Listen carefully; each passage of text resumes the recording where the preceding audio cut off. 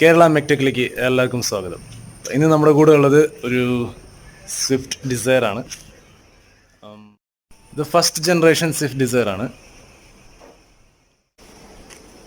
ഈ വണ്ടി ഇതിൻ്റെ EGR ചെക്ക് ചെയ്യണമെന്ന് പറഞ്ഞ് വന്നതാണ്. ഇതൊരു എവിടെയോ ഡീകാർബണൈസിങ് ഒക്കെ നടത്തിയിട്ട് അവിടുന്ന് ഒരു EGR ചെക്ക് ചെയ്യണമെന്ന് പറഞ്ഞ് അവർ പ്രിഫർ ചെയ്ത് വിട്ടിരിക്കുന്ന ഒരു വണ്ടിയായിരുന്നു. അപ്പോൾ കസ്റ്റമർ ഇവിടെ വന്നു. കസ്റ്റമർ കംപ്ലയിൻറ്റ്സ് എന്ന് പറഞ്ഞു കഴിഞ്ഞാൽ അവർ ഡീകാർബണൈസിങ് ചെയ്തതിൻ്റെ ഒരു 3000-4000 കിലോമീറ്റർ കഴിഞ്ഞതിന് ശേഷം വണ്ടിക്ക് വീണ്ടും പെർഫോമൻസ് ഡൗൺ ആവുകയും അതേപോലെ തന്നെ മൈലേജിന് സാരമായ കുറവ് വരികയും ചെയ്തു. അതുപോലെ മോർണിംഗ് സ്റ്റാർട്ട്, കോൾഡ് സ്റ്റാർട്ടിൽ അമിതമായ വൈബ്രേഷനും സ്മോക്കും ആയിരുന്നു കസ്റ്റമറിൻ്റെ കൺസേൺ.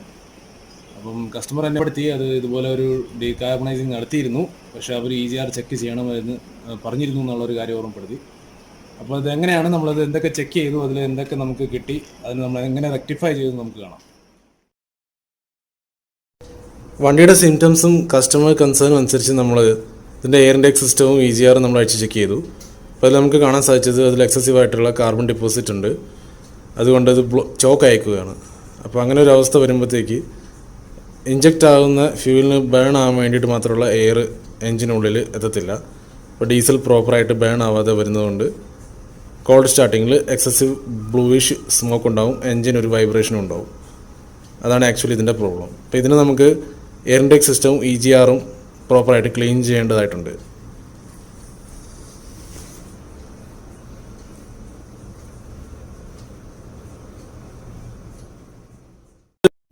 മറ്റുള്ളൊരു കാര്യം, ഈ വണ്ടിക്ക് ടൈമിംഗ് ചെയിൻ നല്ല ലൂസായിട്ട് സൗണ്ട് ഉണ്ടായിരുന്നു. അപ്പോൾ നമ്മളിതിൻ്റെ ടൈമിംഗ് ഡ്രൈവ് കമ്പോണൻസ് എല്ലാം അഴിച്ചിട്ടുണ്ട്. അതും കൂടി നമ്മൾ ഇതിൻ്റെ കൂടെ എല്ലാം മാറുന്നതായിരിക്കും. അതിനുശേഷം നമുക്കിത് ടെസ്റ്റ് ചെയ്ത് നോക്കാം, സ്മോക്ക് ഉണ്ടോ എന്നുള്ളത്, അതേപോലെ മൈലേജും പുള്ളിങ്ങൊക്കെ ഇമ്പ്രൂവ് ആവുന്നുണ്ടോ എന്നുള്ളത് ആ ടെസ്റ്റിലൂടെ നമുക്ക് മനസ്സിലാവും. എയർ ഇൻടേക്ക് സിസ്റ്റവും EGR സിസ്റ്റവും ക്ലീൻ ചെയ്തതിന് ശേഷം ഇങ്ങനെയാണ് ഇരിക്കുന്നത്. അതേപോലെ തന്നെ നമ്മളിതിൻ്റെ ടൈമിങ്ങിൻ്റെ ഡ്രൈവ് കമ്പോണൻസ് എല്ലാം മാറിയിട്ടുണ്ട്. അതായത് ക്യാമിൻ്റെ sprocket, crank sprocket, chain, tensioner, guides, packing എല്ലാം. നമ്മൾ മുന്നേ ഒരു സെക്കൻഡ് ജനറേഷൻ സ്വിഫ്റ്റ് ഡിസയർ ചെയ്തിരുന്നു, അതിനകത്ത് ഇതിൻ്റെ ഫുൾ വീഡിയോ ഉണ്ട്. അപ്പോൾ അതിൻ്റെ ലിങ്ക് ഞാൻ ഡിസ്ക്രിപ്ഷനിലിടാം, തീർച്ചയായിട്ടും എല്ലാവരും കാണുക. അപ്പോൾ ഇപ്പോൾ ഇതിൻ്റെ വർക്കെല്ലാം കഴിഞ്ഞ് ഇത് റെഡി ആയിരിക്കുകയാണ്. അപ്പോൾ ഇത് എങ്ങനെ ഇതിൻ്റെ 100% ആയിട്ടുള്ള പെർഫോമൻസ് നമുക്ക് വീണ്ടെടുക്കാമെന്നുള്ളതാണ് ഈ വീഡിയോയിലൂടെ നമുക്ക് മനസ്സിലാക്കാൻ സാധിക്കുന്നത്. കാരണം വെറും ഒരു ഡീകാർബണൈസിങ് മാത്രം നടത്തി കഴിഞ്ഞാൽ, അതായത് ഇതുപോലെ ലോങ് ഓടിയിട്ടുള്ള ഒരു വണ്ടി, ഇത് ഏകദേശം 1:10 കഴിഞ്ഞ ഒരു വണ്ടിയാണ്, 1,10,000 കഴിഞ്ഞ ഒരു വണ്ടിയാണ്. പെർഫോമൻസ് 100% നമുക്ക് വീണ്ടെടുക്കണമെങ്കിൽ എന്തൊക്കെ നമ്മൾ ചെയ്താലാണ് അത് നമുക്ക് റെഡിയാവുന്നത് നമുക്ക് ഇതിലൂടെ മനസ്സിലാക്കാൻ സാധിക്കും. അപ്പോൾ ഇതിൽ വന്നേക്കുന്ന മാറ്റങ്ങൾ നമുക്ക് വണ്ടിയുടെ സ്റ്റാർട്ടിങ്ങിലൂടെ തന്നെ അറിയാം. വണ്ടിയുടെ അപ്പോൾ നമ്മളിത് സ്റ്റാർട്ട് ചെയ്യാൻ പോവാണ്.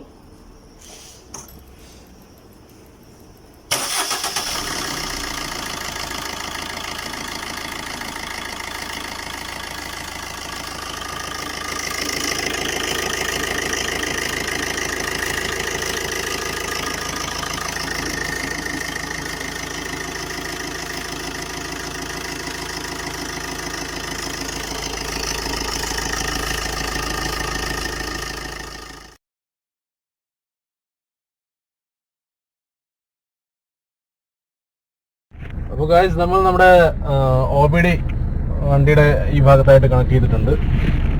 അതിനെ നമ്മുടെ ഫോണുമായിട്ട് നമ്മൾ പെയർ ചെയ്ത് വെച്ചിട്ടുണ്ട്. ഫോൺ ഞാനിവിടെ ഹോൾഡറിൽ കണക്ട് ചെയ്തിട്ടുണ്ട്. അപ്പം ഇതൊരു LDI മോഡൽ ആയതുകൊണ്ട് തന്നെ ഇതിന് RPM മീറ്റർ ഇല്ല. അപ്പം നമുക്ക് നമ്മുടെ OBD വേണമെങ്കിൽ തന്നെ ഈ RPM മീറ്റർ നമുക്ക് ഇവിടെ കാണാൻ സാധിക്കും. നമ്മൾ ആക്സിലറേഷൻ ചെയ്യുന്നതനുസരിച്ച് നമുക്കിവിടെ നമുക്കതിനകത്ത് കാണാം.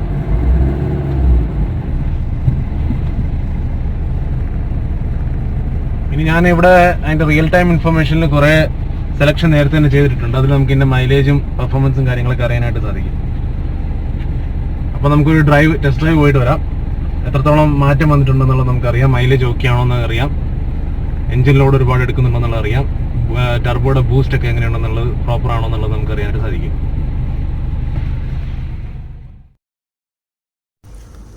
അപ്പോൾ ഗൈസ്, ഇതാണ് നമ്മുടെ RPM ഗേജും ബൂസ്റ്റ് ഗേജും. മേലെ കാണുന്നത് RPM ഗേജും താഴത്തുള്ളത് ബൂസ്റ്റ് ഗേജാണ്. ടർബോ ജനറേറ്റ് ചെയ്യുന്ന ബൂസ്റ്റ് നമുക്ക് ഇതിനകത്ത് കാണാനായിട്ട് സാധിക്കും. അപ്പം നമുക്കെല്ലാവർക്കും അറിയാം മൾട്ടിജെറ്റ് എൻജിൻസിൻ്റെ പെർഫോമൻസ് എന്ന് പറഞ്ഞു കഴിഞ്ഞാൽ ഒരു 1800 RPM മുകളിലോട്ടാണ്. അതായത് 2000 RPM പ്ലസ് മുകളിലോട്ടാണ് നല്ല പെർഫോമൻസ് കാഴ്ചവെക്കുന്നത്. അപ്പോൾ 2000 RPM ഏകദേശം എൻ്റെ ടർബോയുടെ ബൂസ്റ്റ് എന്ന് പറഞ്ഞു കഴിഞ്ഞാൽ ഒരു 7 PSI എങ്കിലും മിനിമം ഉണ്ടാവണം. അപ്പോൾ നമുക്ക് ടർബോയുടെ പെർഫോമൻസ് ഓക്കെ ആണോ എന്നുള്ളത് ചെക്ക് ചെയ്യാനായിട്ട് ഒരുപാട് ഹെൽപ്ഫുള്ളാണ്. ഞാൻ ഒരു ഡ്രൈവ് ചെയ്ത് തുടങ്ങാം. നമുക്ക് അതിൻ്റെ ബൂസ്റ്റ് നമുക്ക് കാണാൻ സാധിക്കും. ഒരു 2000 RPM വരെ റേസ് ചെയ്യുമ്പോഴത്തേക്ക്, ആക്സലറേറ്റ് ചെയ്യുമ്പോഴത്തേക്ക് താഴെ നമുക്ക് ഗ്രാഫിക്കലായിട്ട് ബൂസ്റ്റിൽ വരുന്ന ഇമ്പ്രൂവ്മെൻറ്റ് നമുക്ക് കാണാൻ സാധിക്കും.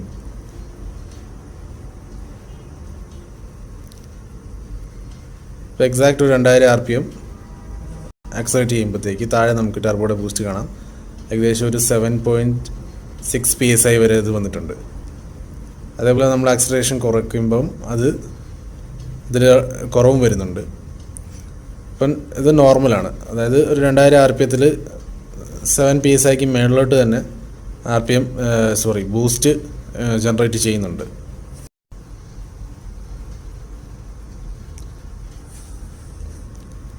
ഇനി നമുക്കിതിൻ്റെ മറ്റ് ഫീച്ചേഴ്സ് കാണാം.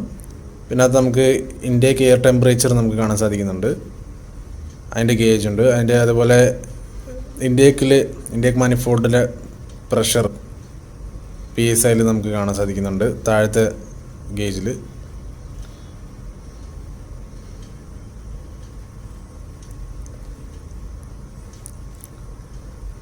Kilometre per litre ഇൻസ്റ്റൻറ്റും ആവറേജും. അതിപ്പോൾ നമ്മൾ വണ്ടി സ്റ്റാർട്ട് ചെയ്ത് എടുത്തതേ ഉള്ളൂ. അപ്പോൾ അതിൽ വരുന്ന വേരിയേഷൻ അത് ഇമ്പ്രൂവ് ആയി വരുന്നുണ്ട്. നമുക്കതിൽ കണ്ടിന്യൂസ് ഡ്രൈവ് ചെയ്യുമ്പം അതിൽ നല്ല ഇമ്പ്രൂവ്മെൻറ്റ് നമുക്ക് കാണാൻ സാധിക്കും.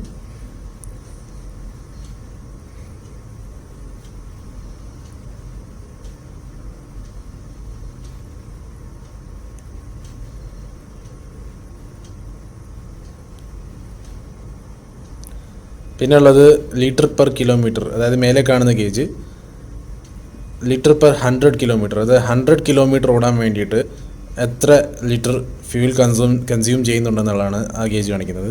ഇതിൻ്റെ തൊട്ട് താഴെ കാണിക്കുന്നത് കറണ്ട് ഡ്രൈവിൽ നമുക്ക് എത്ര മൈലേജ് ലഭിക്കുന്നുണ്ടെന്നുള്ളതാണ്. അപ്പോൾ അതിൻ്റെ മിനിമം വാല്യൂ, മാക്സിമം വാല്യൂ നമുക്ക് അതിനകത്ത് കാണാം.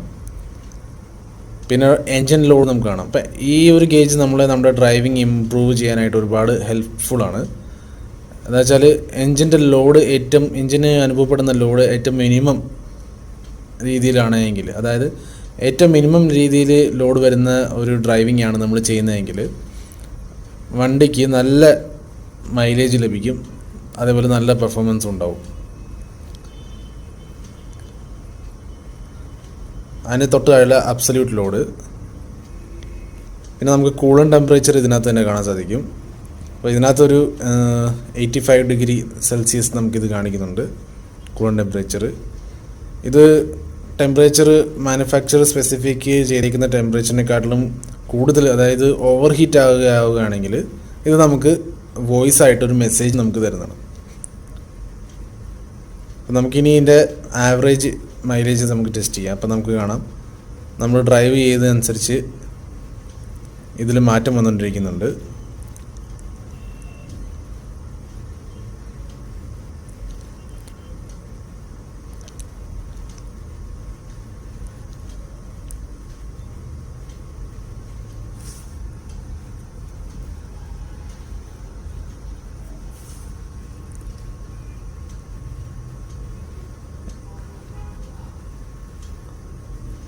താഴത്തെ ഗേജിൽ 8.4 പ്ലസ് മേളിലോട്ട് അങ്ങനെ കൂടിക്കൂടി വരുന്നുണ്ട് മൈലേജ്. അതേപോലെ മേലത്തെ ഗേജിൽ ലിറ്റർ പെർ 100 കിലോമീറ്റർ ഓടാനുള്ള ലിറ്ററിൻ്റെ കൺസപ്ഷൻ മെല്ലെ മെല്ലെ കുറഞ്ഞ് കാണിക്കുന്നുണ്ട്.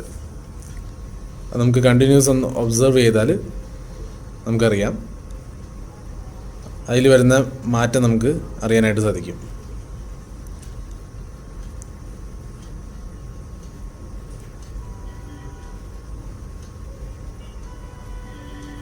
അപ്പോൾ ഞാൻ എൻ്റെ ആവറേജ് മൈലേജ് ഞാൻ ചെക്ക് ചെയ്യുകയാണ്.